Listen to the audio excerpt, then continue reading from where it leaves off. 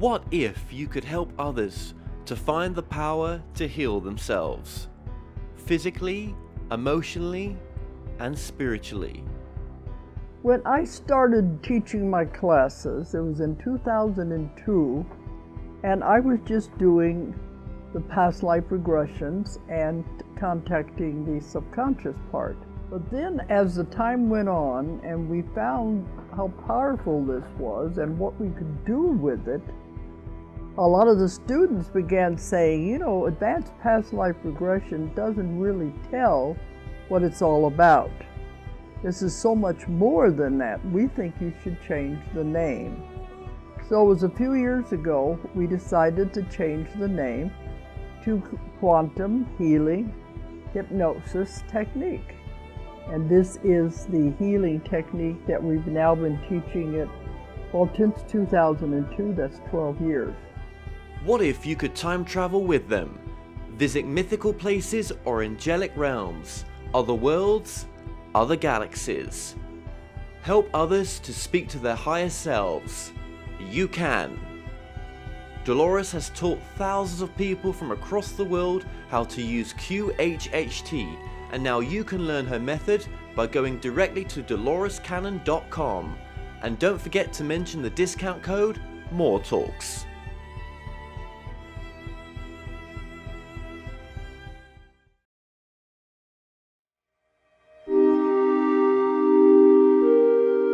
Have you ever wondered, can you communicate directly with spirit guides, teachers, or non-physical consciousness, or even our higher selves?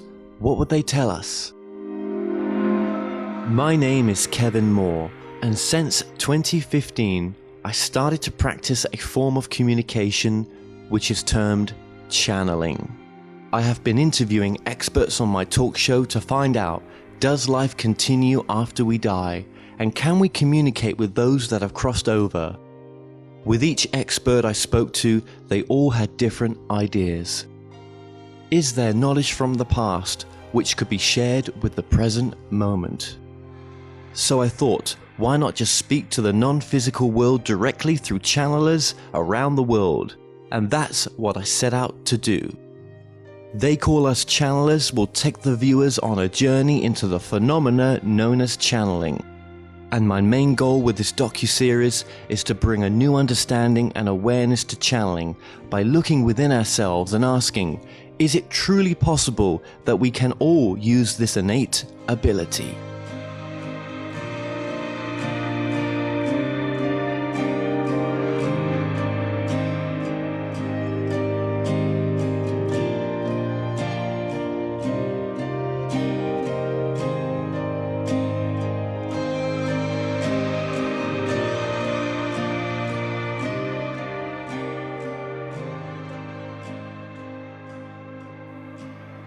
I'm Abbey Normal. I'm a professional psychic and energy healer. I provide distance energy healing sessions through a live experience, a pre-recorded video or voice recorded session. I'm here to analyze energy fields and give you a sense for what's going on beneath the surface of your conscious mind. So what you think is the issue or the concern, I'm here to take a look at it and give you a feel for what's beneath the surface, and also provide some energy healing in order to empower you through whatever you got going on in your life. Well, Abby, it is fantastic to have you on. Thank you for coming on. I do appreciate doing this, and I think we've got so much to talk about. Like I always say this on the interview, there's so much to talk about, but there is, and there's a lot to sort of compact in the short time that we've got, right? So thank you for that wonderful introduction. I just want to mention as well, of course, there's the channeling there as well. So just very briefly, what it is that, well, how does the channeling work for you? Let me ask it from that perspective. What it is that you channel and how it works for you. That's an excellent question. So channeling is such an interesting word because we have so many ideas of what that means. So when I experience channeling, I like to remind people, because I'm not here to just do this for others. I'm here to teach you what you're capable of as well. So when it comes to channeling, you first work with an intention, and the intention is your power, because we're truly connected with everything. We're connected with every consciousness in the infinite universe, from the brightest to the darkest. Not to be afraid of any of that, because you're powerful. And so when it comes to channeling, I set the intention in my heart. So let's say we want to talk to Jesus. Everybody has the power to talk to Jesus, whether you know about prayer or you don't know how that works. So let's say I would love to get to know Jesus in a way that's really raw and authentic. So you want to channel Jesus, right? Because you want to have actually like a one-on-one conversation with him. So if I'm going to receive a message from Jesus, I will say, okay, Jesus, I would love to see what you would like to share with me today. And so my heart is open, and I have in my mind Jesus, okay? And I don't have to think too hard about it, because I am part of everything already. And so I've already identified where I want to go, what I want to do. And then for me, I wait to receive what is like a total spread of information. And we're talking about like full on visual experience. So, and it's not necessarily so much visual as it is like a sensory thing. So if I close my eyes, which is what I always do, I'll close my eyes, and then I'll wait to see what comes up from within myself. And that will start to be a presentation of feelings. So let's say Jesus wants to give me a hug. That experience would be like the feeling of warmth and images of family hugging family. Okay. And so when I share a channeled message, let's say you're connecting with me through a session and you would like to receive a message from Jesus just through my personal experience of how I do this, I would be super honored to do that, by the way. I'm like a huge Jesus fan, not because I'm a Christian person, although I was actually brought up as a Catholic. That's a whole other story. But I will tell you, I would love to share that message. And so Jesus would come, for instance, and then I would experience and interpret this process of information. So Jesus would love to start by giving you a really big warm hug, and then I follow through with what the next image is. And it starts to kind of, I experience myself inside of it, kind of like being inside of a movie. And then I describe what comes, I describe what it looks like, how it makes me feel, and I turn that into a message. And that's how I channel. And you've been working on this for a fair while as well. How long have you been channeling for, in a sense? Oh man, how would I even put a number to that? So you could say I've been doing it my whole life, but since I've been like consciously aware that I was actually channeling, I would say within the last 10 years. And then I've been professionally doing it. I actually started my business about 6.5 years ago. Yeah, and I bet it feels longer. So that's around June 2016 that you went full time with the work. Yeah. So with the work that you're doing right now, then, what is the main thing that people come to you for? And you don't, because you seem to have so much that you do, or you can do, because you've obviously got the psychic mediumistic part there as well, which I find fascinating, and then we've got the channeling part there as well. So I'm sure you get all sorts of clients with all sorts of wants, in a sense, with different issues that they come to you with. So, boy, I'm an energy healer. So a lot of the time people want me to take a look at what's going on beneath the surface with their depression or their anxiety, or what is their life purpose. Or I even do soul retrieval, and I help people with demonic attachments. So I work through a broad spectrum of experiences, because truly everything is energy, everything is sound, everything is vibration. If you ever wanted to know the name of your soul is the sound and harmony of all you've ever been, all you ever will be, and it is entirely unique to you. So I'm here to take a look at what's beneath the surface, and oftentimes it's an energy healing thing, as well as getting some psychic wisdom and opinion about it. And then I also do some deceased loved ones. What is my higher self wanting to tell me? What are my spirit guides wanting to tell me? What are my angel guides wanting to tell me? So it's kind of like a broad spectrum of anything and everything you could imagine.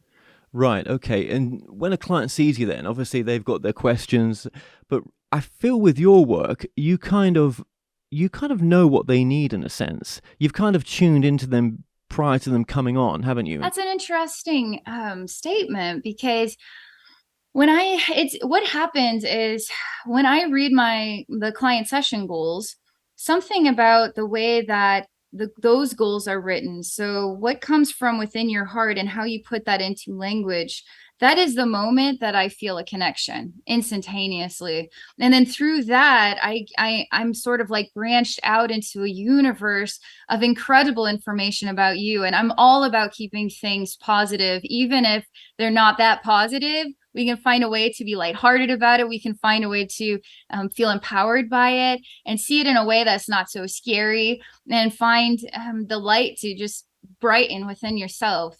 So that's really when that connection takes place, is the moment I read those session goals.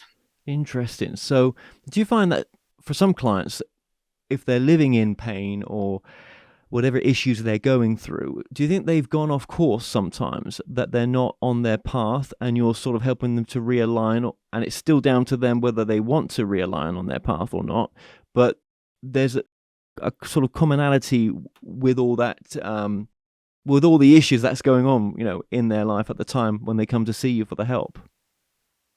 That is another really good question. Okay. Lots of things I have to say about that one. So first thing, every single person on this planet is always aligned with their path. So if they're in pain, it's not because they're off the path that they need to get back onto to get back into balance. Balance is already existing for them. You could essentially say they are in the perfect balance for what their growth and learning is all about. And that is something that you're attracted to. So if you happen to be attracted to behaviors that then turned into pain, that was part of your growth and your learning. So that's like exactly what you need. Okay. So then you come to me and say, I don't want to be in pain anymore. You've already indicated that's the universe. You've already indicated that to all time, like past, present, future. I don't want to be in pain anymore. I'm done with this. I'm the nucleus of all that I am, and I'm done with this pain. I want to go on to new learning. Okay, bam, step one, already done there. So here I am to take a look at, what is this pain? Why is this pain there? What can I do to help alleviate this pain? And there's all different kinds of pain, because emotion is pain. Our bodies can be in pain, and physical pain can be associated with emotional pain, which is really interesting. We can have pain that is unresolved from past lifetimes. There's such a spectrum of what could be going on that every single person is uniquely different. So if you came to me with pain, I wouldn't know exactly where I'm going to be guided, what it's going to look like, what we're going to learn about it, until I get into the situation, and then we go from there. I almost feel like saying that maybe it's what I should have said is they are on their path, as you say, right? They're resisting the path, in a sense. They're resisting what they need to go through, even though whatever they're going to go through may, in the end, it will serve them to know that situation wasn't right, that partner wasn't right, that job wasn't right. I knew it all the way along, but I had to go through what I had to go through to learn from that. I like that you said that. I thank you so much for saying that. Okay, so I'm gonna this is what comes to me in response. All right, so in my life, I've gone through a lot of difficulties, just like everybody else. And I could say I was avoiding my own inner light, or I was avoiding confidence, or I was avoiding my own voice. So I wasn't in balance with the highest vibrational reflection of myself. And the goal within every single person is, how can I be completely free of pain? How can I completely be in alignment with joy? It's the only thing I experience from morning until night, every single day for the rest of my life. Because if I'm not in a state of complete joy, then I'm out of balance, or I'm missing something. So when it comes to growing, which is what we do here on Earth, we choose to come here to grow. Growing has pains, growing pains. And we can't conceive of who we are blossoming into. And once we blossom into that reflection of ourselves, we are going to see something we didn't see before, which then could become the next growing pain. So it's not as if we're here to just become pure joy and then done. because the universe is expanding, we are expanding, and the only way to expand is to grow. And so to embrace those pains is actually going to make you powerful. To love every single difficult thing you've ever been through is going to make you powerful. And that's truly the step of gratitude, the step towards all the virtues like forgiveness and patience, because that's painful to be able to forgive someone who's, you could say in your mind, was not worth forgiving, and they're never going to learn their lesson, and why would I ever forgive them? But that is a pain in and of itself, is how to deeply forgive someone, how to be patient with someone who doesn't want to change. We can't live in joy if we're in these conflicts of what is inside ourselves, how do we perceive the outside world, how do we deal with each other, right? Patience, forgiveness, unconditional love, all of that stuff. And so I still choose to align with this solid stance that what's the next learning? What's the next learning? We're not just learning about one thing. We're learning about like 10,000 things at the same time. Like we're learning about sleep. We're learning about taking a shower and brushing our teeth when we don't want to. We're learning about things that we don't think are important, but they're part of every single day. And we're learning about bigger things like relationships and how to smile or how to frown or how to cry, you know, how to find the right words to say the right thing and then screw it up. And then I'm going to deal with that. I'm so awkward, right? And so that's like kind of life, you know? Yes, and you've been through life as well. I mean, you've been on a incredible sort of journey where you've been to the lowest of lows, and and the highest of highs in a sense. And this has made you the person that you are now. I'm guessing that you wouldn't change much, really. I wouldn't. And sometimes when I take a look at my life, I feel like you could live in the now, right? But we have this gift of ability to see the past for a reason. And I feel that we need to embrace that as a blessing, as well as see the future is just an idea, right? It is simply a blessing. There's a reason why we have this thing that we can do, looking in the past and looking in the future. But when we look in the past, it can be very painful because there's some things in the past that it makes us feel embarrassed to be ourselves. It makes us feel like we really wish that never would have happened, or I never would have made that choice on that night. Or and sometimes we feel saturated in the past and we wear it like a coat every single day in our present moment. And we have no idea how to take that coat off and just resurrect it this brand new person, you know? And so again, I couldn't be who I am today. I mean, I literally have been through it's like almost like a circus act to figure out who and what I am, which I'm still figuring out. But if I could tell anybody anything is you got to be absolutely bold and proud to be who you are. And that bold and proud persona of you is because you went through all that stuff. And you loved yourself. And then sometimes you just didn't love yourself. And sometimes you can't love yourself today, but be bold and proud of who you are, you know? And that's really how we blossom into that next learning. And I feel like my path has helped me to realize myself and become who I am today. So if I were to change anything, then I don't know if I'd be sitting here right now. Well, let's go back in your journey just a little bit. You would say that possibly, and I don't want to put words in your mouth, that you was 25 years maybe suicidal, and depression was a big part of life back then. Absolutely. And I'm proud to be a survivor of that. I'm proud to have perspective on that. I look at the world today. You know, Robin Williams, that man that came here to make us all laugh and smile, ended his life. Who would have known that was going on inside that man? We need to be able to talk about this stuff. And I struggled with suicidal depression. I remember opening up to that way of being when I was 12. And it was a confusing world for me because I'm looking at what's beyond myself. And I have a belief already. It's almost like innately in my being. I believed in laughter. I believed in joy. I believed in people, loving people. I've had this like childlike innocence that just kind of follows my being. I'm kind of like a big kid. And I didn't understand why people were, I don't know, like abusive to one another in the way that they acted and treated themselves or other people. I felt alone because I didn't know how to find my own voice to talk about what I was experiencing or how I was feeling. And I talked to God. I talked to God a lot because, as I said, I was brought up a Catholic, and that was one takeaway for me, was the power of prayer. And I didn't understand hell at all. I really tried to understand that. I was terrified of that, not for myself, but for people that I loved, that I knew weren't baptized. I knew they didn't have a relationship with Jesus or God, and I thought they were going to definitely burn for all eternity. And if I could put myself in their shoes, like, God, you can take me, save them. I had this long conversation with God about hell, and I had this epiphany somewhere in between 12 and 14 where I realized that, who was the most evilest person on the planet, and I'd identified it as Adolf Hitler. And if I couldn't see Adolf Hitler as deserving to burn in hell for all eternity, then I didn't know what to make of the whole purpose of it or the meaning of it. But I didn't realize, in being depressed and withdrawn and confused, that I myself was basically living in my own personal hell.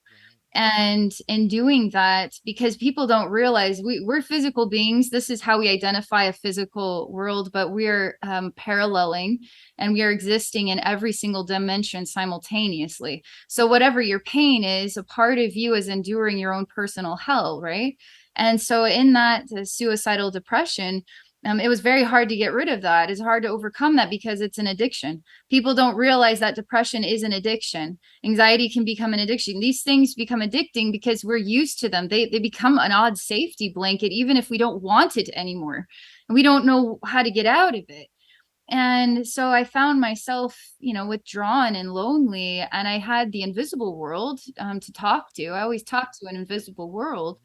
And so it really, it took, not just doing energy healing. Like, I learned how to do energy healing, and I was healing myself, and it still wasn't enough. I mean, I had to actually make a commitment to stop choosing negative thinking, like not just negative thinking, negative feelings, literally existing in negative feelings and hopelessness and putting myself down all the time. No, I couldn't choose to do that anymore. That's me facing my personal pain and getting myself out of that through not only energy healing, yes, but actions and behaviors. I had to change my behavior. And obviously life changes too. So we start to meet new people and do new things, and that helps as well. So that is so true. Yeah, because I know that anyone who suffers from what you were suffering from, that they're going to find ways to cope. And I know one of them for you was alcohol, and we've all got our vices. So don't, nothing, there's no judgment there. But yeah, you had a lot to contend with. And on top of that, you were very open. You're coming, obviously from a very deep Catholic background, and with you being opened as well, I from what you said to me before, that there were energies working with you, and one of these energies was called Avery, and Avery to you was something that was as real as we are to each other right now, yet no one else could see Avery. And you realized on your path in the end that whatever Avery was, and Avery's gone now, but in the time that Avery was with you, you felt in the end that Avery wasn't serving you, in a sense. That is correct. That's a huge story for me, because my senior year of college, it was just me. I was all alone. And yes, I did pursue a lot of drinking, because that was something that set me free from this boring, everyday, abusive world. And here, alcohol is abusive as well. That's me abusing myself. And that wasn't clear to me. That seemed like a pathway to freedom, is what that seemed like. But that was actually just me continuing the same path, which enables depression, right? But what's interesting is that final year of college, that's when I was I could feel, I could sense, I could experience, and it was nothing for me to talk to invisible people. It was nothing for me to talk to myself even. People, it is totally sane thing to do, to talk to yourself, because you're getting to know you. You know what I mean? And well, how many times do we go for a walk and we're talking to ourselves? Do you know what I mean? Yeah, Yeah, exactly. So you can talk to yourself in your head, right? So as long as it's inside, it's safe. But if it goes like outside your body, then maybe that's like a big no-no. No, I recommend it. Hear your own voice, talk to you, and then talk to yourself back. It could be a really fun exchange. You can tell yourself anything you want, and you can respond however you want, and you always have you, you know? Absolutely. But Avery was this like peculiar phenomenon because it wasn't like your invisible person. It wasn't like talking to God. It wasn't like the sense of being present with my guides or anything like that. It was like it was more of a physical sensation. It was the first time I ever had anything like this. And all I could say was that it was like a pair of eyes that were watching me. And I could feel these eyes watching me. Like they would watch me get dressed and go to the bathroom and go to school. Like it didn't matter if I was studying, if I was, whatever, I was cooking, I was eating, like they were watching me. And it wasn't like all the time. It would be noticeable moments in time and it would be random. And when it would happen, I would literally stick my finger in there and I say, I see you watching me. You need to stop watching me because I can sense this stuff in my heart. Like we are interdimensionally connected. There's only like thin layers of energy between us and everything else that's out there. And this interesting relationship, it started to develop and it was kind of intermittent because it was only somewhere around, let me see, June of 2012. That's when a big event had happened. And I had this like awakening event and it took place at Gray's Lake, which is a beautiful, outdoors a path and lots of open area and trees. Anyway, on that day, it was June 8th of 2012 specifically. And on that day, I spent a whole day at Gray's Lake and I read a book and I felt my vibration just rising and rising and rising and rising and rising. And I finally reach, I go all the way around and I'm reading this book and I'm stopping at different places and it's only 2 miles. I mean, it's only 2 miles around. And I stop at this tree and I lay down on the ground after my vibration was like out of control. And I had this like Kundalini activation. And I just felt like I was pure light. I was pure joy, pure happiness, pure bliss.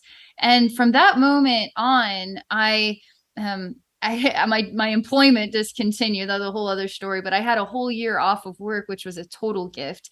And I started doing spiritual stuff. I started really feeling the next level of connection with what I'd already been experiencing, but it was more conscious. And Avery was the next step. Like that relationship with Avery really went to new levels because he taught me so much. There were full-on exchanges where I was learning about things I never even thought about, never even knew what to make of some of this stuff.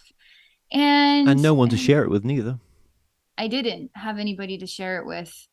That was also really difficult because how does any human being go through extraordinary and unusual things and then you try to tell somebody about it and you're just a cuckoo, you're just a strange person, and so it just reinforces that side, doesn't it, to make you feel that way as well. Yeah, exactly. You can understand why the depression, right? Because you need to have people to talk to. I feel like the human race, boy, if we can actually start to talk to one another, not just in these little blips on like Twitter and stuff like that, but actually have full-on conversation, we really get to know so people. Different, wouldn't it? Yeah, right. So with Avery then, moving that on, there was a point where you realized that actually Avery wasn't serving you no more. And when that disconnection happened, what was the sort of evolution of yourself then? I mean, I'm guessing that you were ready for that disconnection at then. And you'd gotten yourself to this much better place and you were on your path. I can't imagine what it was like, again, by yourself, right? But you did it, so hats off to you. So when Avery, because Avery just sort of disappeared when you kind of, I guess, you were ready to switch it off. Yes, I was. So I'm really going to emphasize here that my time with Avery was like 10 years of my life. Like I knew this amazing, incredible man who I defined as an alien being because he was so densely physical, even if you couldn't see him. He was not like an angel, which they're very lightweight. There's a reason why it seems like it's hard to talk to our angels and our guides and our higher self, because they're so lightweight, they're so high vibrational, they're of the silent realms. Okay, you can hear them inside of you through just sensing their message. But Avery, I could actually feel such a physical connection, and I could feel like I could tell what he was trying to tell me. And towards the end of that, he was my best friend. I mean, I loved him with all my heart, even so much that I wanted to have I felt like he was my soulmate. He was my absolute soulmate, and he happened to live in the stars and I lived on earth, and I hoped that one day that he would come to earth, but that never happened. And I had to really ask myself, what am I doing? You know, like, I had this conversation with Archangel Metatron, and this happened somewhere in, I want to say, February of 2017. And I had this conversation. Archangel Metatron came, and he presented an idea to me. Presented the idea of, I need to choose who I want to commit my heart to. Okay. And at that time, my best friend, my human best friend, Joseph Bradley, is now my husband, right? I had my human best friend who we were very interested in each other. We were exploring a relationship together. And then I had Avery, which was very unpredictable. He wasn't every single day. He was when he was there, it was like, oh, it's you. Thank you for visiting me. Like, oh, mate, it just filled me with so much joy. And I wanted him to be there every day, and he just couldn't be. And so Metatron said, do you want to have this relationship with an invisible person, or you want to have this relationship with a human person? And it was like, what am I doing? I'm a human being, come to earth to live a human life, and I'm talking to invisible people, and I'm in love with an invisible person, and blah blah blah. It's like, I came here to live as a human being and live a human life. And I made a choice, and I made a very loud and clear choice. And I didn't think it was going to affect my relationship with Avery. I just thought that he would understand. But as soon as I said, I choose Joseph, that's when something changed vibrationally there.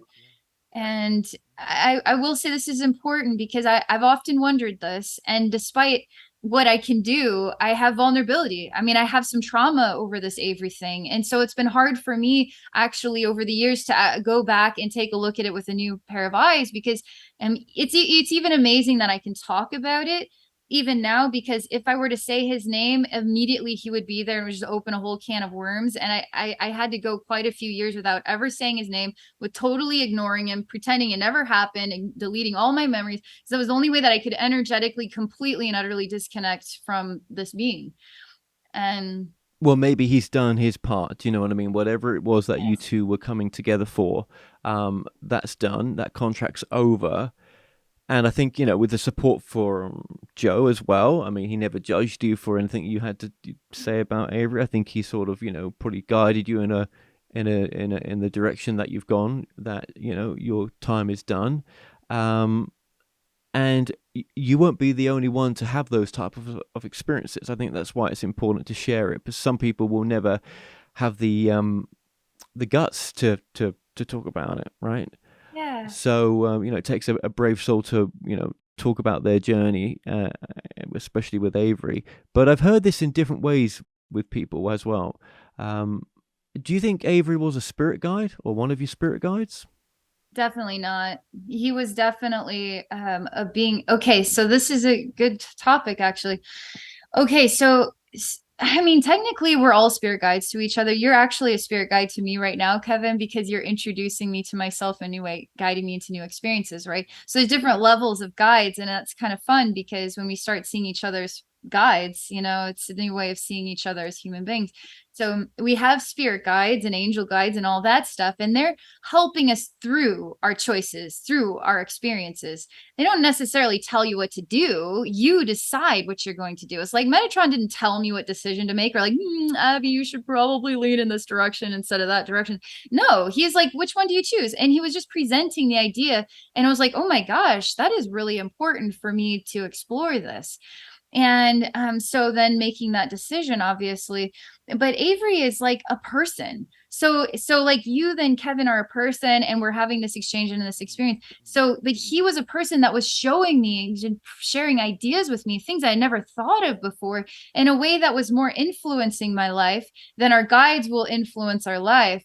So there's different levels of how we can be influenced by I find that there's this clue. And sometimes I feel like we impact our guides. I feel like we impact our higher self. I feel like we impact our alien friends and our soulmates and our deceased loved ones. And I feel like we are powerful beings here, us human beings, because we can be so deeply loved. And that, so I feel like I gave Avery an opportunity to understand what human love was completely. And he gave me an opportunity to understand what love was that was beyond human. And then I introduced him to what life was like without me in it. And that was intolerable for him. That was like a total, I'm breaking up with you. And then he's like, I can't accept breaking up with me, from his own spectrum of emotional state of being. There was no Abby's breaking up with me. And that was not acceptable. And he'd already come down to such a deep dimension of human life here on earth. He was coming to visit me in astral planes here on earth. That takes a lot of guts to come here and do that. Well, do you think some people have the same scenario going on? And I want to say they don't give it up, or they're unaware that it's there, or they ignore that it's there. And there's more people that have that experience, and then there's something with them in a sense. And I'm sure you come across it in your work. Yeah, I do. I'd like to actually meet more people with these kinds of experiences. And I like to emphasize that every single person's experience is uniquely different. So while I'm presenting this, I guarantee a lot of people raise their hand. There's people out there who be like, oh my gosh, I'm familiar with this. This is happening to me right now. Or I've had this experience before, and Especially when you're open. Exactly. I was very open because I was lonely. I was so lonely. I had such a hard time connecting with human beings. How can I have such a hard time connecting with human beings? I'm a joyful, happy person. I was actually told many times in my life I was too happy, or I decided to stop pretending to be so happy. And I was like, I don't know. I'm like, I just am this way, And so I got along with the energy world because they don't judge you. Yes. They don't judge you. No, but I think the whole point of this as well is that you have been on a journey that's led you to where you are now. Now you can do the work. Before, you were not ready for it, and there were things you had to work on. But this experience has been part of your path, and it has been the experience that you needed to really understand on such deeper levels what you're doing as well, as best you can. Yes.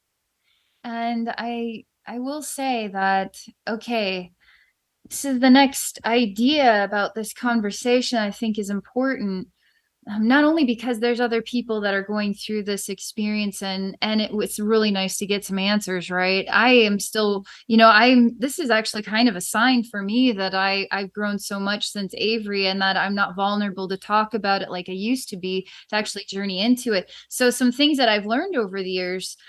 So there's two states of I feel psychic awareness when it comes to there's the awareness that like I'm just hanging out, I'm open, I'm picking up on information that's there, but I don't really know how to understand it. Okay. So I was picking up on information that was there, that I was slowly but surely over time understanding it, integrating that into my life experiences. I was choosing it, I was embracing it, I was learning from it. So these experiences are teaching us valuable things, right? But then when you choose something new, it has the right to say it doesn't like that idea and choose its own response to it, right?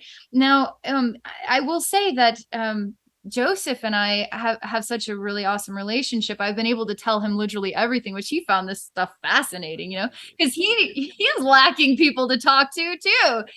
Joe will tell you, one thing he'll tell you, he will just talk and talk and talk and talk about spirit stuff, and people, whether people want to hear it or not. I'm just like, I just assume people think I'm weird, so I often keep it inside myself, which is bad because I'm being judgmental. But it was so refreshing to get to talk to him openly about these things and have his help with it. And Joe, Yes. Yes. And Joe introduced me to something I'd been doing all along, but it wasn't clicking in yet. And he called it journeying. Okay. And when I met Joe, he had actually reached out to me because I had a YouTube channel and wanted to see if I'd take a look at something. I wasn't actually doing legit sessions at that time. I was having people like, no, so I started doing like face forward videos on YouTube somewhere around like September 2015. And people would ask me if I do reading for them. I was like, well, I don't do readings, but try, like, why not? And people are like, oh man, Abby, that was awesome. I love that, and Joe ended up being one of these people. And I shared some of what was coming to me. And then he did a journey for me. And I was like, oh, wow, a journey is like a totally new level of psychic interpretation here. And it's so creative and so interesting that I said, I'm going to do a journey on you. And what a journey is, that's different than just translating from I'm sensing something and this is the best that I can interpret what it's saying or what it means to me. A journey actually is like you close your eyes and you have a full-fledged experience with image, sound, touch, taste, smell, all that stuff. And then you literally are like describing the story of what comes to you. And what I like about journeying is it gets the ego out of the way, because I'm not translating any of this stuff. It's actually appearing before me, and it's introducing itself to me, and it gives me a deeper level for being able to understand what I'm actually picking up on without my mind in the way. That's why when I get client session goals, they could say, they might say, Abby, I have a demonic attachment. And it's like, okay, that's the best you can identify it as in your mind. That's the best you could pick up on it as. But if I go into, I have a demonic attachment, I look at it, I might, in that journey state, I'm going to be without my ego. So we'll actually be able to have a full-fledged, deeper analysis of what that is, what's causing it, what we need to do to overcome it, all this stuff. And so letting go of Avery only introduced me to a stronger relationship with who is now my husband. Embracing human life here on earth is a good thing. I don't regret anything I had with Avery. And now look at me go. I mean, I'm still learning stuff. I'm taking my pain and I'm saying, bring it, man. I'm growing here. You are. No, absolutely you are. So nowadays, when you encounter types of entities on your journey, how do you protect yourself nowadays? Okay, so energy protection. Oh man, this is like a full-fledged conversation, man. Okay, so people, are interested in this, and what's the best way to explain? Because my light is bright, because I am strong in who I am, because I'm not afraid to have new experiences, because I say bring it, I don't need protection, because I don't need to shield myself from my learning. I don't need to shield myself. We are already essentially everything that is the darkest, the most disturbing, most evil, onto the brightest, most angelic, the most pure, happening simultaneously within and around us. So I can be sitting here right now and a trillion souls are also just like hanging out right here. And that doesn't affect me because I don't have to consciously be aware of any of that stuff. And my light is so bright. If something is to overcome this light and talk to me, it's because my guides let them. It's because my higher self said, Abby, you need to have this experience right now. So anybody out there, like one thing Joe and I recommend to people is you gotta work with what you feel comfortable with at this time. Because when I started this stuff, I wasn't sure, So I worked with crystals. I tried grounding. I listened to Reiki healing videos. Like I did other stuff to like integrate it into my life to just like be on the safe side, And as I started to understand the power of myself, I was able to start letting go of that stuff just naturally, because you just start living in the flow, and it's just something you grow into. You know what I mean? So this is how you developed yourself. Yes, absolutely. I didn't have anybody to tell me, Abby, this is what you got to do and this is how you got to do it. There's no rule book to this thing. Joe introduced me, to journeying. I'd already been doing this stuff. I was already very connected to the invisible world without understanding it entirely. And then Joe introduced me to another level of what this can be. And through experiences, because I had a situation. This was back, I would say in 2016, it was complicated in 2016 because when I transitioned from working a full-time job to doing this work full-time, I feel like I had an ego breakdown because I had a major ascension symptom, you could call it, and I was being psychically attacked by my own mind, which it didn't feel that way at the time. I'll tell you that much. It felt like the government was after me. It felt like freaking reptilian beings were after me. It felt like laser beams were burning me alive. Like in the midst of like, what the heck, man? I just left my full-time job to help people. Why is this happening to me? You know? And I had to figure this out. And that also brought me trauma. It took a lot of years for me to overcome that, but it taught me so much. Like I'm learning this stuff all by myself. Like there's no rule book. That's why I'm here to help people realize what's really going on and to be open-minded that you might have missed something. So, and do you think some of that stuff, do you think some of that process that you just discussed there was actually you taking on other people's energy when you was giving them readings as well, which is something that you probably have learned to control? Okay. Okay. I don't want to say yes to that because I feel like, oh, all right. And when I do a session, even back at that time, and there were some experiences, boy, there's a lot of different responses I have. Like everything in my bed is like this, Kevin. Oh, I've got so many things I want to tell you. Okay. So at that time, and I'm going to answer that question, but I'm going to start here. This is about May-ish of 2016. This is before I left my full-time job. And this is also the onset of this, which might have sparked it. Okay. I have a real compassionate heart for helping trafficked children. All right. And we're talking about clearing satanic energies. Like I have this like deep thing in my soul that I want to transmute as much satanic energy as I can get. Most people will be like, oh my God, that's freaking disturbing. And it's like, it's just energy. It's just dirt. That's all it is. It's just dirt. That's all it is. It just needs cleansed. It needs cleansed with like some Jesus style unconditional love. And that's what sets those poor children free. Like there's some serious souls stuck, interdimensionally stuck here through some very sick stuff. Okay. And so I was like on board with doing as much healing as I could. And I was doing some of this for YouTube. And there was another YouTuber that I got kind of intermixed with who ended up, I mean, this is a scary story. Like he ended up saying, you know, people were asking if I could do healing for him and he was trying to help these trafficked kids. And I was like, sure, why not? And then I watched this video where he said, if you're a healer and you want to heal me, don't heal me because you're going to end up dead. And I was like, wait, why are people wanting me to heal you and I'm going to end up dead? So that scared me. And as soon as I became scared, I lost my power. I didn't know what I was up against. I didn't know what was going on for the first time in my life. And that happened right at the same time that I was doing these full-fledged sessions. So I had a bit of a breakdown in my personal power, which I needed because I didn't understand fully the meaning of the power of yourself until that happened. But I do feel that when anybody, I feel very strongly, this is like the core of my soul thing. I've always had this thing. It's just, I feel like when I connect with other people, whether it was then or it is now, I have my experience with you, done. You know, after that, I'm done. You know, it did take some time for me because I'd have waves of echoes. Like after I'd be doing a session, I'd still feel a bit of waves of the memory of the session still kind of there a few hours later. But the more I got used to, you know, it's like like the line is crossed. Like I did your session, I'm disconnecting, I'm done because I can't cope with digesting too much, all this information. I can't cope with it.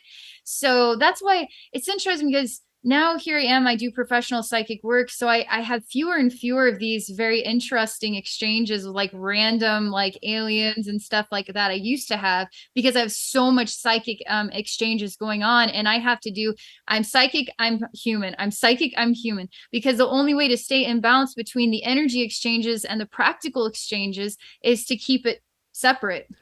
Well, do you feel now that the more sessions are from that perspective, as you've kind of already said, and that actually these sessions that you do now, they're healing for you, the client's healing that you're giving the client is also your healing as well? Oh man, I'm so glad you said that. Yes, I absolutely. Okay, this is a beautiful gift here. This is a beautiful thing. So when someone asks me for healing, you're gifting me. Not only do I have the gift of getting to help you, which is like that makes my day. I want to have the ability, I want to analyze your situation, I want to figure this out, I want to have some fun doing it, I want to make you feel great. And so when I can achieve that for you, I achieve that simultaneously for myself, because we're all connected. And that's why when we choose, this is in today's world, we have to keep smiling for one another. We got to keep high-fiving each other. We got to keep saying, whether you're an energy healer or you're just doing regular things, your light and your love is powerful, because when you reach other people, it comes back to you. Oh, absolutely.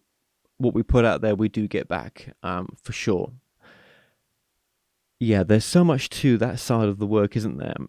But I think you've kind of summed it up pretty well, actually.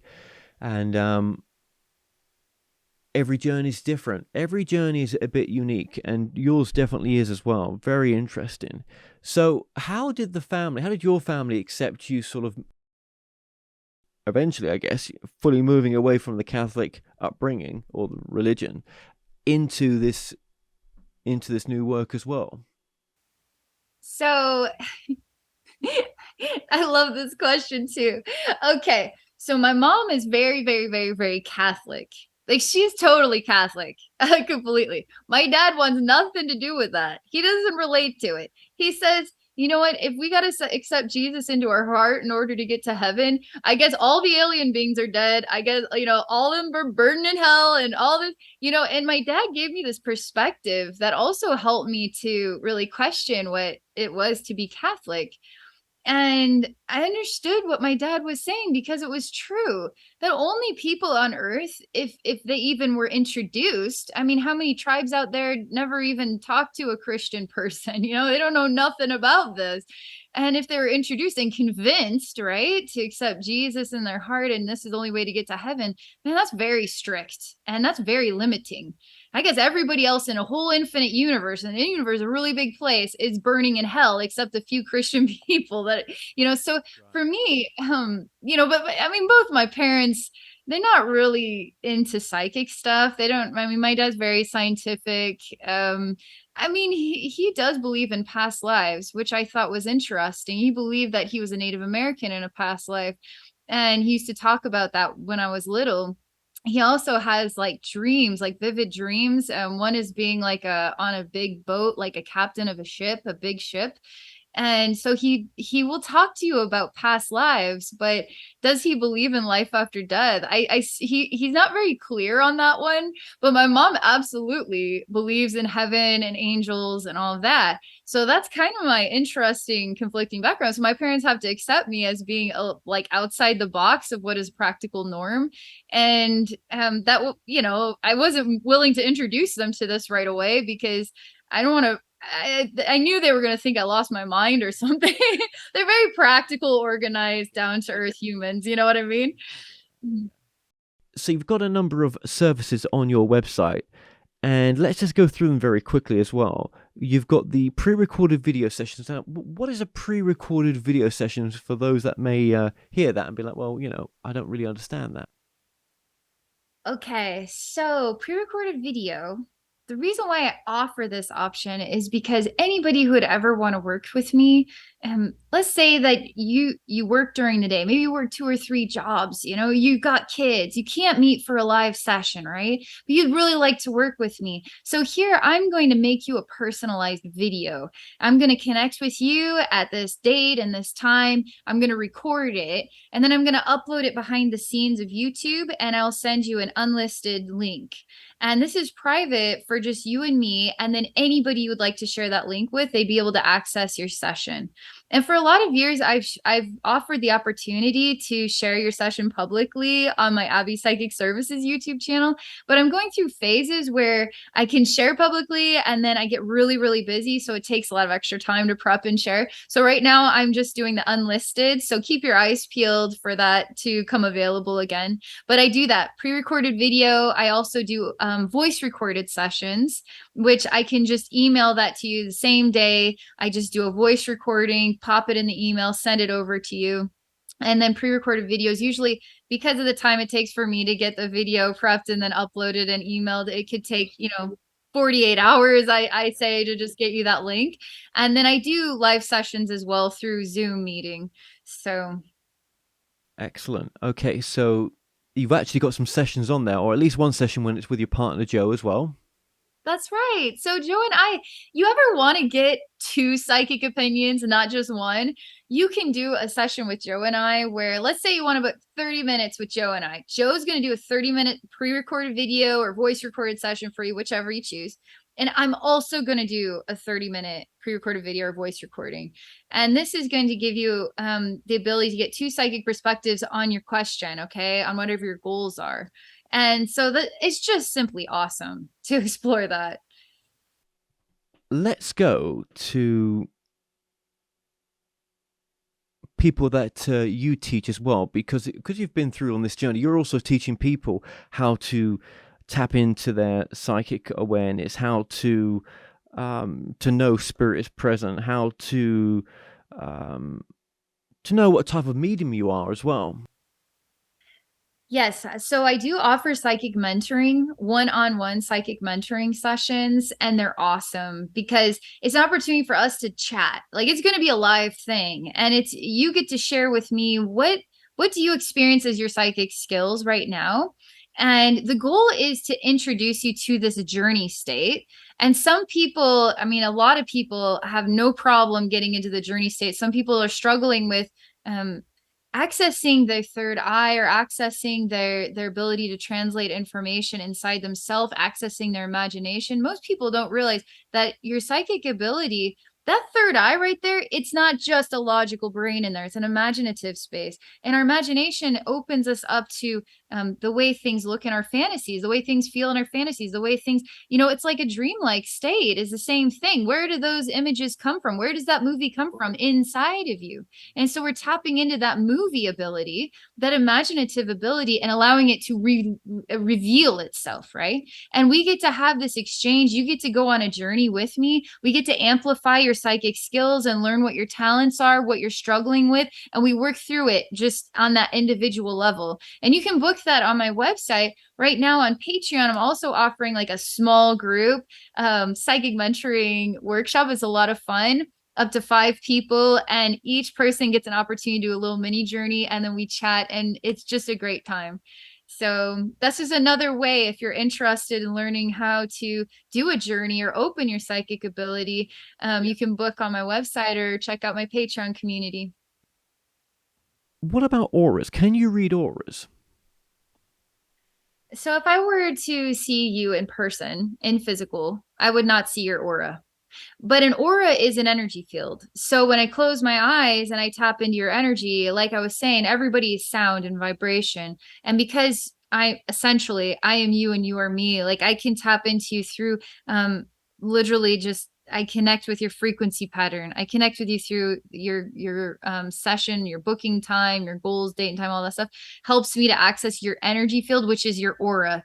And then once I'm in your aura, or your energy field, I can tell you what I'm running into in there. I can listen to the sound of your chakras and tell you what they look like, what we need to do to empower them to be their brightest selves, which I'm going to end up going in. And you could imagine your aura, your energy field is much like a symphony.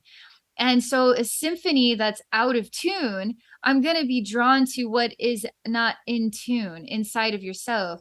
And then I'm going to communicate with it. I'm going to hug it. I'm going to send light into it, whatever is inspired, whatever I'm guided to do, in order to correct that sound to make you feel more robust in the harmony of yourself. So when people come to you then, and they're going, they're going to go under their training or whatever arm they're going to do when it comes to sort of self-empowerment and sort of improving their skills, they're probably going to be able to sort of establish that first contact, aren't they, in a sense? They're probably going to be able to speak to their spirit guides, or at least be aware of them being around them as well. Absolutely. Because again, step number 1, right? Intention. If you wanted to connect with your spirit guide, you say, I'd like to receive a message from my spirit guide. Know that you can receive that message. And then you allow that information to come up from inside yourself and present it in a visual and sensory experience. And so, yes. So then how important is the imagination to sort of branch off from, sort of, to go along with the imagination, and then that imagination becomes actuality in a sense? Yeah, this is how you can tell the difference. And I swear, anybody who's watching this right now, you guys can do this. You guys can do this. Okay. This is how you do it. We already know about the intention. You have to believe that you can receive a message. So you got to get out of the way yourself. Like, I'm going to say the intention, but nothing's going to come to me, of course, No, it will come to you. And don't be afraid for it to come to you, because it'll come to you full strength, full of love, and it's going to be interesting. It's not going to tell you yes or no, but it's going to provide meaning for you. So close your eyes and then allow yourself to experience information. And information, it's not as if it has to appear as an imaginative thing, because you're not creating the space. You're not creating the imaginative thing.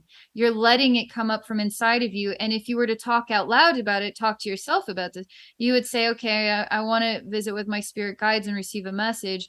All right, I'm going to be silent now. So that way I'm going to allow myself to acknowledge I can receive a message, and I'm going to try this. Now that you've done that, you're out of the way of yourself. And now wait like 30 seconds and be like, oh my gosh, I felt this experience of, I guess, yellow. It's like yellow came to me. Or, oh my gosh, I smelled pickles. I don't know why. I smell pickles, and all of a sudden you'll start to be aware of something. And that right there isn't you making this up. It's actually the communication between the spirit realm and yourself. Right. So you're using as well your intention to sort of direct that content as well. Yes. Yeah.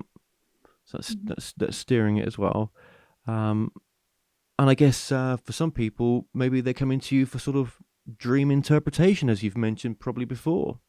Yeah, I haven't gotten a lot in the way of dream interpretation, although, again, everything is sound, everything is energy. And so if you were to present a dream to me, I would take that information and then I would go into it, just like you could do with the intention. I'd like to hear from my spirit guides. We already know how to accomplish that. So then now, instead of saying I would like to talk to my spirit guides, I'd like to know more about this dream. Higher self, share more with me. This is the dream. And so I would do that. I would take your dream and I would present it to the universe. And I say, show me what the meaning is behind this, so I can guide this client through, to an empowering message or a healing message or something they need to know about themselves about this dream. Yeah. And helping clients obviously to balance the chakras and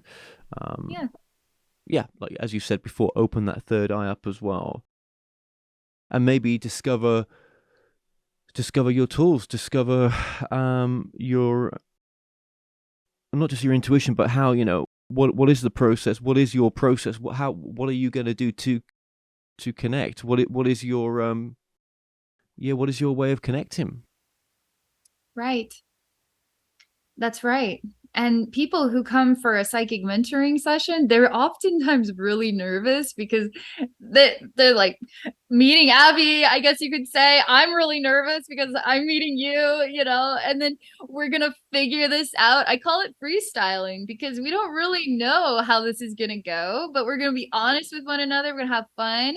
And then it's me guiding you into that journey state, because sometimes we start that journey and they'll start to describe things that are coming, things that they're being shown, but then it stops. And so here I am to plant some seeds to help that journey continue to grow and teach them the skills they need. So after that psychic mentoring session, you can go back and do this in your own time and expand from there, Yeah. And then you do the Reiki attunements as well.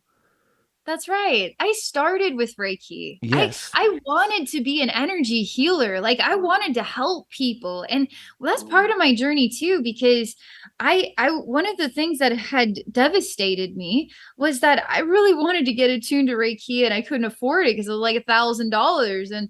And so I actually joined this meetup group. It was a local meetup group for Reiki people, and it just gave you an opportunity to be introduced to what this is. And if you wanted to become a Reiki practitioner, then, here we are. We're here to help you accomplish that.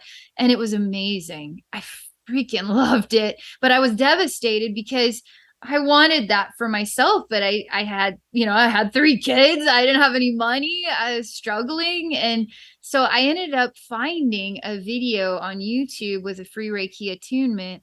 and I received it. I had the most incredible dreams. I felt like a new person. I downloaded their manual and I started drawing the symbols, and I couldn't believe how alive I felt. And so I wanted to duplicate that experience. So that experience, I blessed my life. So I created a Reiki attunement. I did a Usui Reiki and a Kundalini Reiki attunement.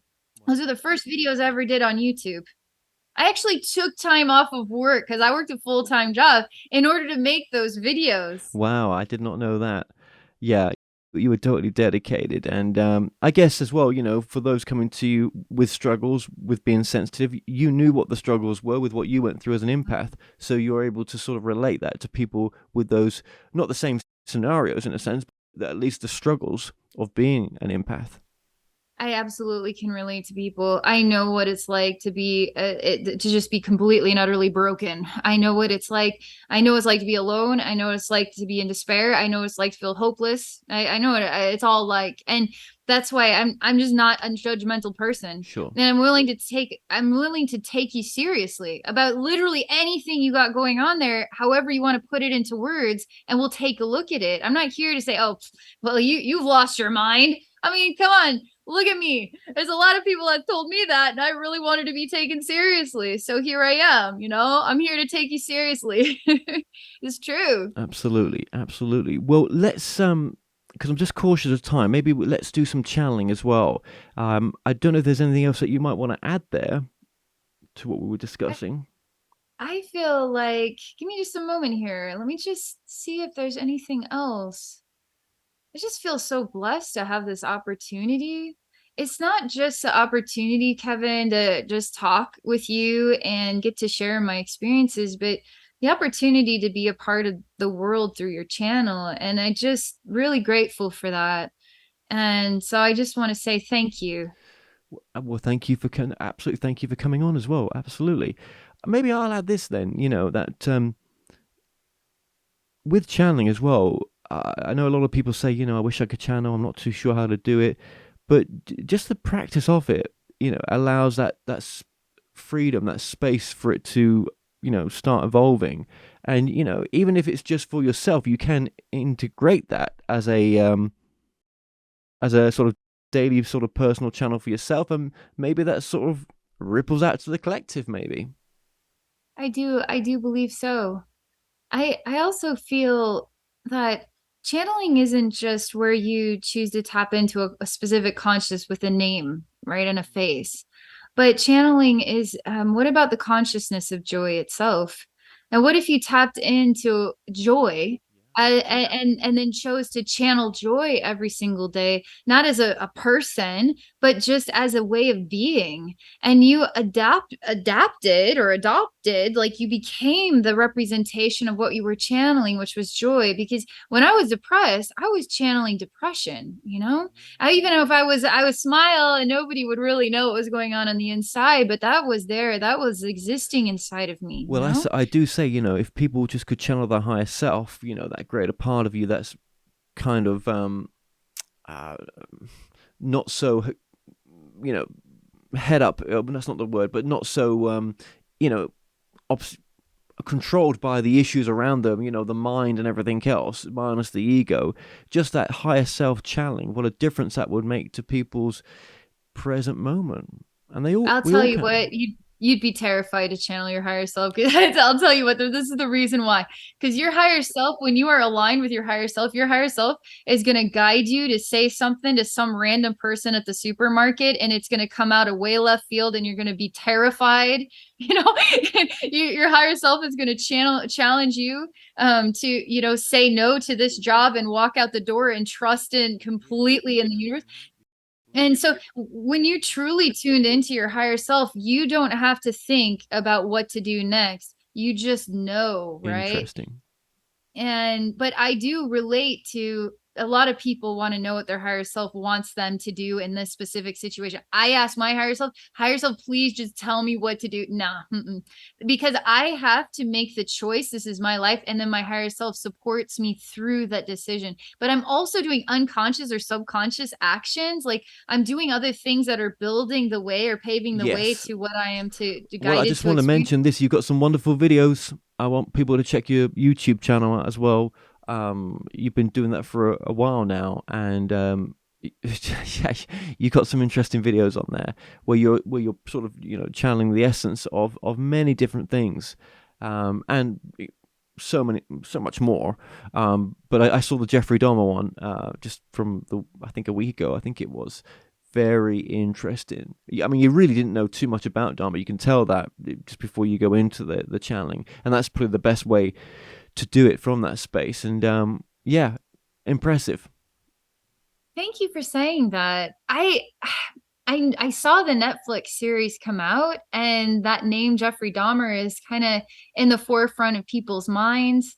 And I know we're going into Halloween, so it's a bit of a kind of a creepy time of year. And I thought, I think going and visiting Jeffrey Dahmer, maybe I could open the door to a new perspective on the soul and what it takes to be Jeffrey Dahmer, what it takes to be those who crossed his path, and what it takes to be the families of those who'd lost their loved ones. And what does that mean exactly? And what are the lessons involved there? What is beyond that? What do we make of that?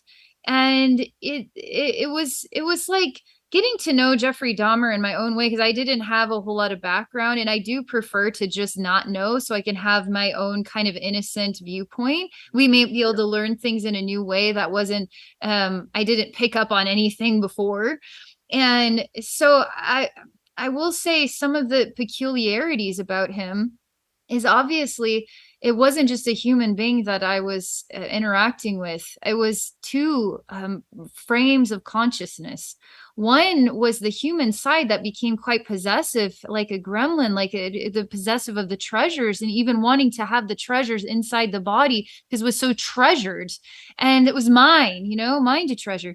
But then this other very, very odd alternative persona, which was so alien. I mean, you couldn't have treated him like a human being because he was so alien. He was so unusual. He doesn't fit any kind of classic logical human state. And that alien side was peculiar. The reason why was because that representation was literally like a sticky frog. And then instead of having a long tongue that sticks to the fly and then pulls it in, it actually, the flies would stick to its body. It was more what it was like in this alien form. And it was grateful for its food. And it would absorb the food through its skin, and it was very thankful. Obviously, anything that would stick to its skin was not thankful for that experience. It's like a fly going to a Venus flytrap. I'm not thankful for that Venus flytrap. I want to live, And so I don't know how to conceive of the alien side, which was grateful for its food, in conjunction with this sort of gremlin that was possessive of what it had and treasured what it had and wanted to put it inside of its own body. But in addition to that, he represents Jeffrey Dahmer represents an event for humanity.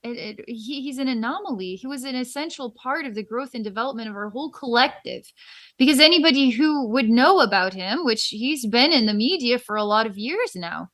But another side to this is how the human being can be entrapping of souls. Like if we were to use the word victim to define his victims, then we're always going to hold those souls at a lower level than what they really are worthy and deserving of, as being resurrected.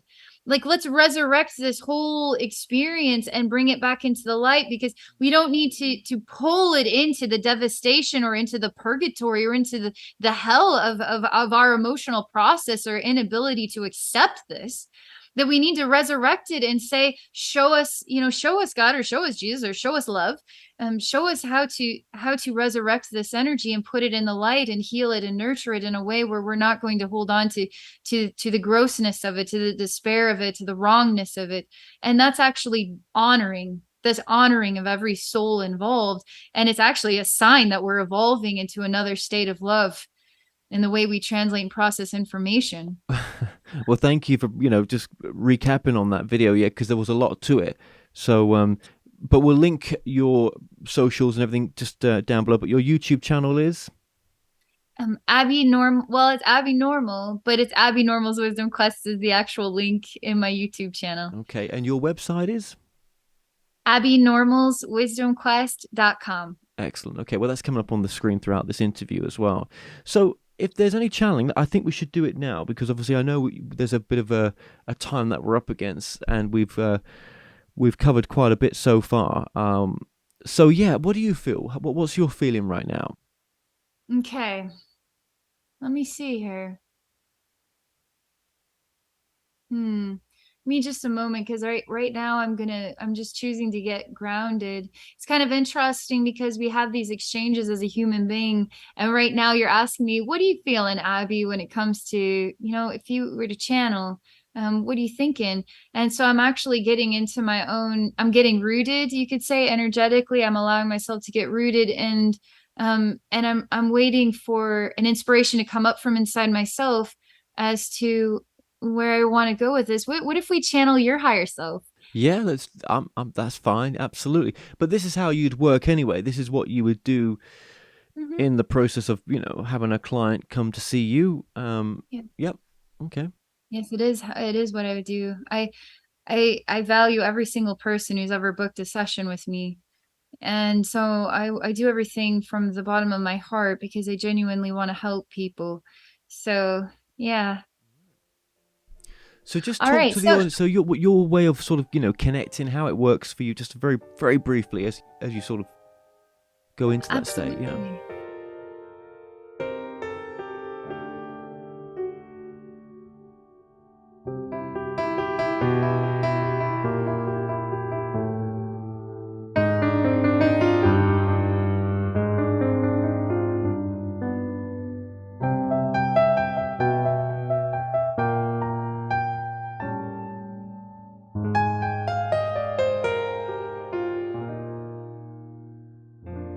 So we've decided here that I'm going to be channeling Kevin's higher self.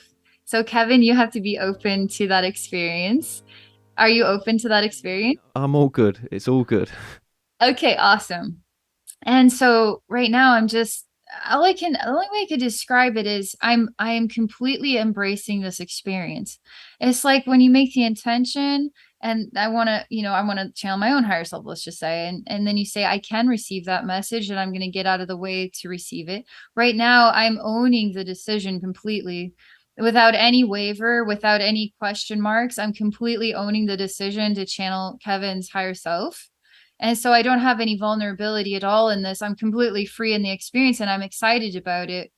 And so I'm just getting grounded right now. And then I'm just going to tune in, and you guys are going to witness here me going into my like virtual reality journey state. And I'm going to just start describing everything that comes. Okay. You ready for this? Absolutely. Let's do it. Okay, cool. Thank you, by the way, for letting me have this opportunity. Okay. All right. So Kevin's higher self. I'm getting in the zone here. All right. If you could share anything with Kevin right now, what is the most meaningful wisdom? What is the most meaningful healing that we could provide? All right. So the first experience I have, there's like, Geordi in engineering in Star Trek, he has like this visor Oh around his yes, eyes. yes. So I'm being presented an experience. This is about you, but it feels like it's me, okay? And I've got this like visor on my eyes, and it's like this black visor, and it's like there's supposed to be a color that goes from right to left or left to right, right? But there's no color here. It's just all black. It's like wearing a headband over your eyes that's just all black. So I'm looking at this right now. And something is kind of like, it's almost like when I move this off of your eyes, I'm being shown that your eyes are hurting here. And so I'm still understanding what this means. And because we don't want anything to cover your eyes. Like we need to be able to see your eyes. What is going on here with this? So I'm looking at your eyes, and they look like they're hurting. Like I don't know, like they're not fully in there. Like they're kind of like white egg whites, like hard boiled eggs. And so I don't see the color of the eyes, and they look like they're hurting.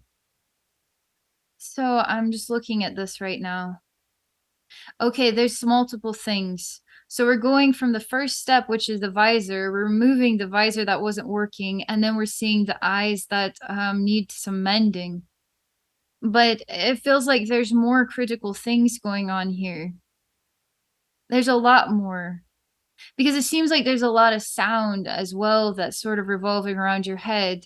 And so we're going to clear that sound out as well. And we're going to rejuvenate your eyes. We're going to refresh your eyes. And perhaps this visor is something about you yourself being able to see beyond. Maybe we need to activate some rainbow light here and maybe put that in your third eye instead of have a visor over your human eyes. I'm not sure what it fully means yet. So let's just see what the next thing is. So the presence of your higher self is like a really tall guy. And he stands really tall, like, I don't know, 12 feet tall in front of you. And you stand really small and like with your head down and still put the visor on, covering the eyes. And your higher self wants you to know that it's time for you to grow bigger, much bigger. In order for you to grow bigger, you need to take the visor off your eyes, and you need to use your eyesight, like to see your true potential or your full potential. And there are some complicated layers because it seems to be some things that need to be healed here. And it's not easy to really understand how to heal those things exactly. Because even for me, as I'm translating these scenes, it's like, oh, we'll just remedy this. We'll just remedy this. We'll fix it right up. But it's like, no, there's a process. There has to be a process involved in this. And sometimes processes take time.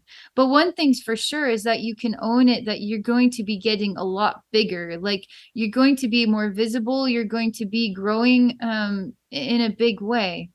I see that you literally stand like 5 feet tall amidst this 12-foot giant, and you have all this like 7 more feet of growth that's going to be taking place here. And you've got to start really, really owning who you are, owning your full potential, owning what you're all about and what you're capable of. Like you have so much like this is quite exciting. This is actually like, wow, you could really climb the ladder here. So what's step one, higher self? Okay, again, guys, you keep going to that visor thing. Like we got to take that visor off. We got to disconnect you from that thing. We got to understand it. It's almost like it's easier to just kind of shield yourself a bit. Shield your eyes, shield. All right, so higher self, I'm looking at this. This is what I'm seeing. What do you recommend here? What is the best way we can help Kevin with this? Because we want Kevin to be his strongest self.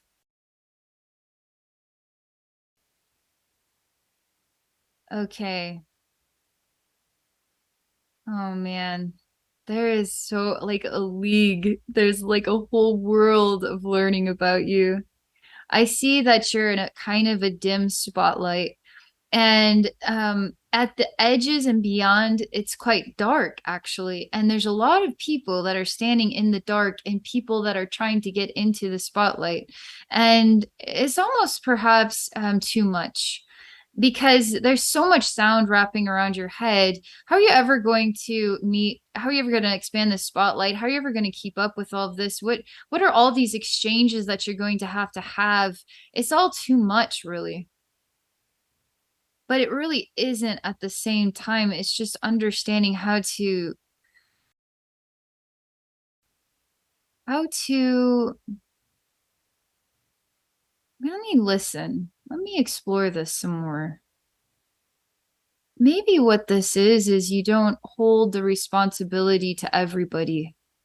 Maybe it's okay if you can expand the spotlight bigger so that 1,000 more people are in the spotlight. It seems like right now it's just you that needs to be in the spotlight. And I'm going to send all these other people away because they're creating way too much sound. We got to rebuild you first. And that's not easy to do that either.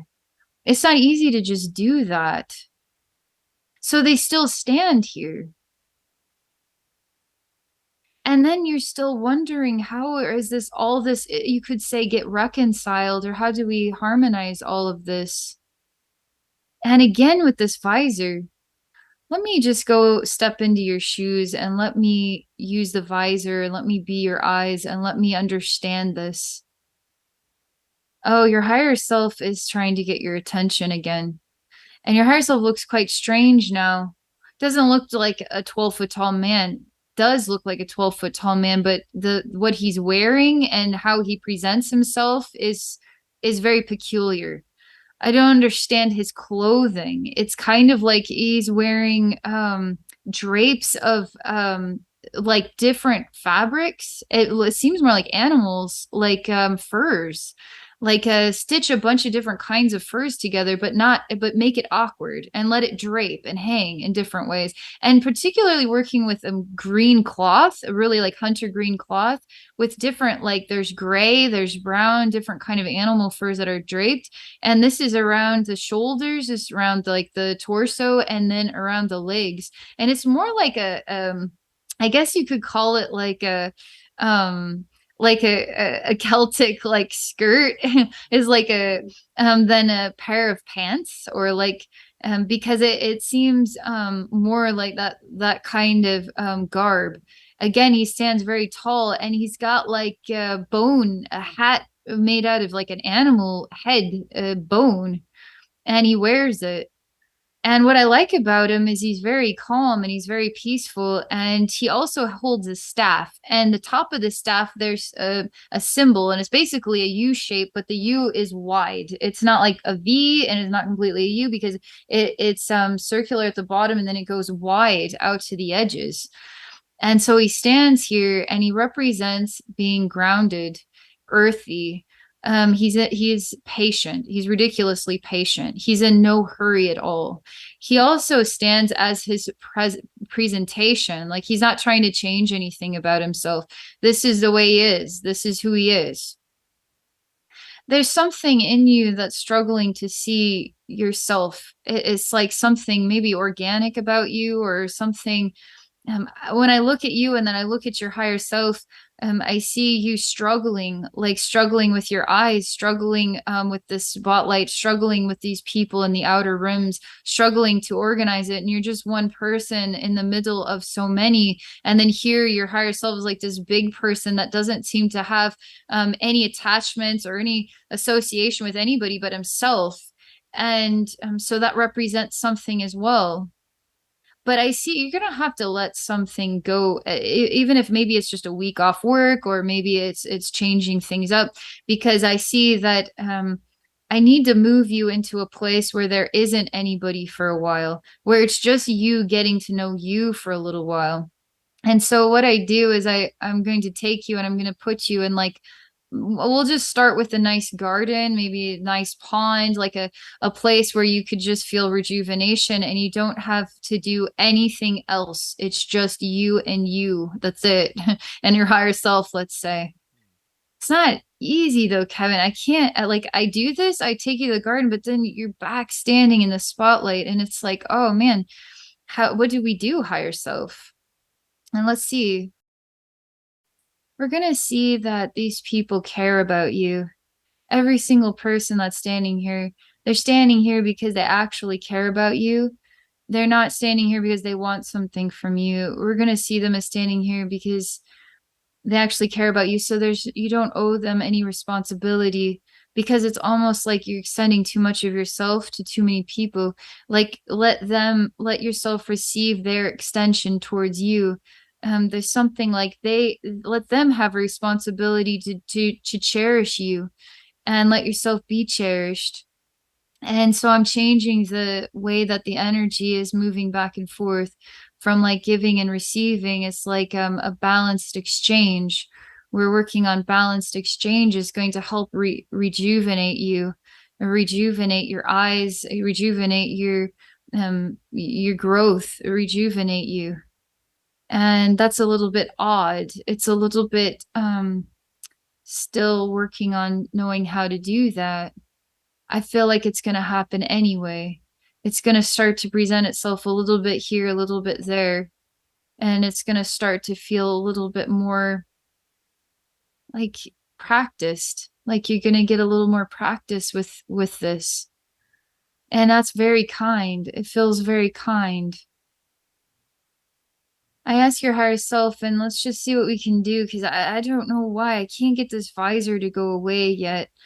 And I feel like it represents energetically, it represents I guess maybe a go-to that isn't going to, it's more like you don't need it. Like this, you don't need this at all. You would think you would need it, but you don't. It would be like telling Jordy that he doesn't need the visor anymore. He'd be like, yeah, of course I need the visor. Are you nuts?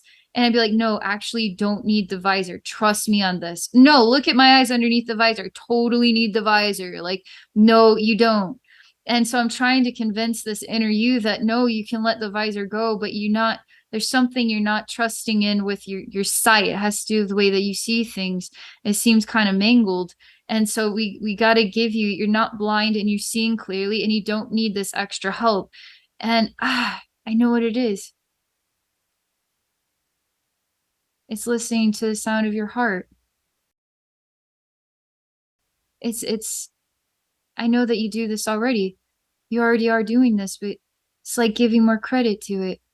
It's like giving it more of your energy. I could go with, yeah, definitely. Yeah. Yeah, I could go with that. I Yeah. don't always listen to him. Interesting.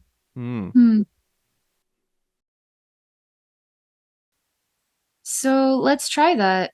Let's just see what happens here when you're going to say now, because we're going to change things, right? We're going to change the program for you, Kevin. It's like, okay, I do listen to my heart. You could say, oh, I don't always, but no, we're changing the program. So the program is going to say that Kevin listens to Kevin's heart. And so let's just do that. I'm doing that inside yourself. You're going to say inside now, I listen to my heart and I trust in what my heart's guiding me. I hear my heart's voice. Well, I've just been repeating that in my head, but yeah. I will. That's pretty, there's a lot of unresolved emotion here. No wonder you would avoid doing that. Because once you move your consciousness into your heart, it's like kind of like a breakdown of the structure of what you're familiar with. It's almost like you're going to have to get to know yourself in a new way. And how can you trust in that? And yet you know that you can. So I just see that you're breaking apart into two halves. And then it's almost like we got the peanut with the hard shell and the peanuts on the inside. And so the hard shell is breaking, but you just like, there you are. You're just like the nut on the inside. And so you stand here. And I mean, there's a lot more energy work that we can do, because your higher self, it's not just about the message, it's what's going to rebuild you strongest, what's going to help you achieve your goals. And your heart is number one.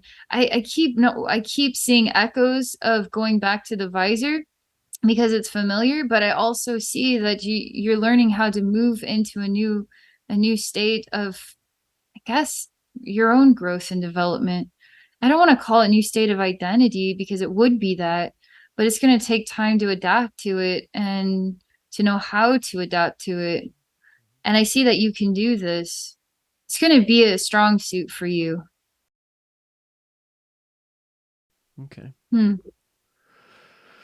Well, that's very true, actually, if you want the honest truth. I have many times been conflicted with what I would love to wake up in the morning and be doing, and sometimes where I'm heading and what I'm doing. I can't lie and say that that's not true. That's exactly true, but I've never told you about that. Yeah, 100%. Yeah. I feel like I want to tell you, and I could be saying this optimistically, but sometimes when we say optimistic things, we adopt the optimistic truth and we create a new reality for ourselves. And I want you to know, Kevin, that there are really loving people that really value you in your life. and don't like keep them in the dark. Like let yourself receive that gratitude in your heart for you. And it's going to get easier in time for you to give in to that. And it just takes getting used to, you know? And I feel like that little spotlight, it's like you have all these people. I think that they actually genuinely care about you. Hmm. Well, that's very loving. That's very nice to hear that. So thank you. Yeah. Yeah, that's actually quite true. What you're saying there. I know maybe it just feels so. I don't know if it does feel, but I mean, you could just say, well, it seems such a small message, but actually that's quite a big message, because that's actually how I've been feeling for a while. Interesting. But I don't talk about it. I'll tell you what too, Kevin. I think the hardest part, because I obviously have a YouTube channel and I do psychic stuff, I'm conflicted about how much I'm comfortable sharing about what I'm going through, because I don't want people to lose faith in me, or, oh, Abby's got to get this, so she probably can't do psychic sessions very well at this time. Like, I'm always true to what I can do because of my soul that's guiding it. But I go through stuff that it's hard for me too. So while I'm always smiling, I'm always positive, sometimes I feel exhausted. Yeah. Or I feel, I don't know who I am right now, and I'm trying to organize a new relationship with my own identity. And I don't know how to talk about it because I don't know how to. And so we have our own personal lives behind the scenes of what our expressions are at the forefront. Oh God, yeah. And so I really understand that, Kevin. Absolutely, we do. Yeah. Yeah. Yeah. And it's fine to talk about it when you're ready. Yeah. And sometimes there's a time into that as well. There really Yes. is. There's so many other factors going on sometimes. But thank you for sharing that. Thank you for doing that. I appreciate you just coming up with that, and that's what you felt was the right thing to do. And I appreciate the message. So thank you. Yeah. So true. So true. Yeah. Well, just thank you so much for what you just did there, and I really appreciate everything that you've just said there as well. So just remind the audience one last time, your website is? AbbeyNormalsWisdomQuest.com. Excellent. Okay, so if you go to the show more below on the video, her service, Abbey's services, everything's there as well, all social media, and all ways to contact yourself as well.